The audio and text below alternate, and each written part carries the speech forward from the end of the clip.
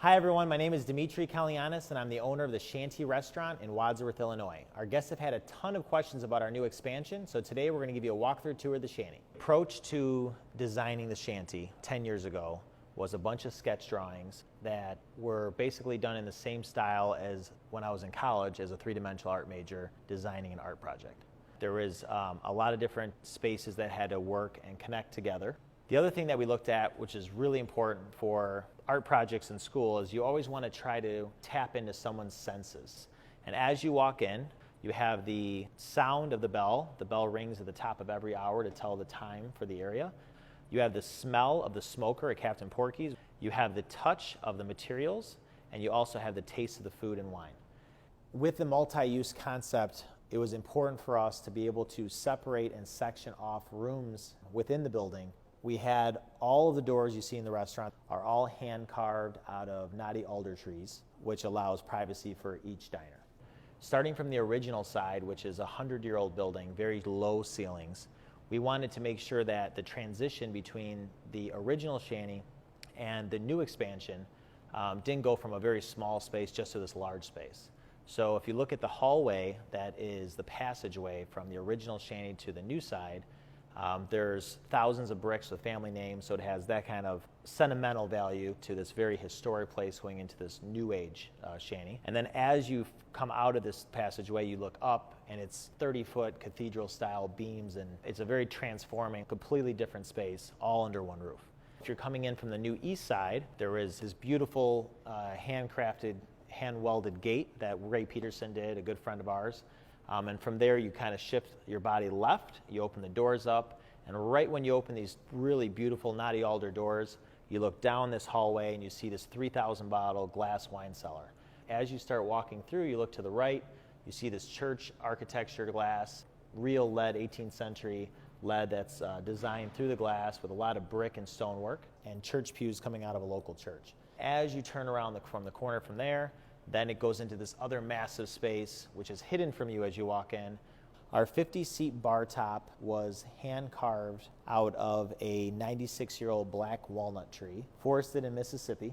We decided to go with the live edge to give it a very natural look. If you actually are eating at the bar or drinking at the bar, the grain work is pretty amazing. All the knots are still left as is. What you'll also find when you first enter the restaurant from the east side are these two huge wine barrels. These came from California, and we are actually creating our own wine with the same techniques and grapes as we do in my father's village in Greece. We've actually brought in these little copper mugs from Sparta, and that's the way that they traditionally serve wine at the table in Europe. One of the most unique aspects of our Shanty expansion are the oil paintings that were produced by Linda Kolax. We have 4 currently on display at the Shanty. There are 6 more in the works. When you first walk into the main bar area, inside this beautiful stone wall, you'll find this oil painting. The oil painting is the first of the 10 and depicts subjects, in our opinion, that create our Shanty culture, our Wadsworth culture. What I think is neat is when guests come in, they can see it as finding themselves within the painting. Also, a lot of these different people that are presented inside the painting, you can also find on display throughout other paintings inside the restaurant. The bell tower is probably one of the most talked about features of the restaurant. The bell tower is 45 feet tall. The bell weighs 2,000 pounds. It was made in 1898 in the St. Louis foundry by Henry Stuckstead, who was the most famous bell caster of his time.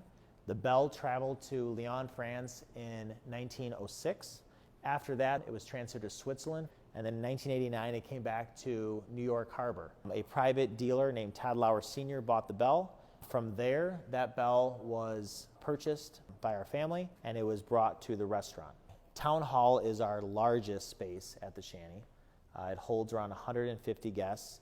What's really nice about this space is it's very sprawling and large, and beams is beautiful, but the space can also be cut down in half. These knotty alder doors that were hand carved close and allows for 2 different spaces within the same room.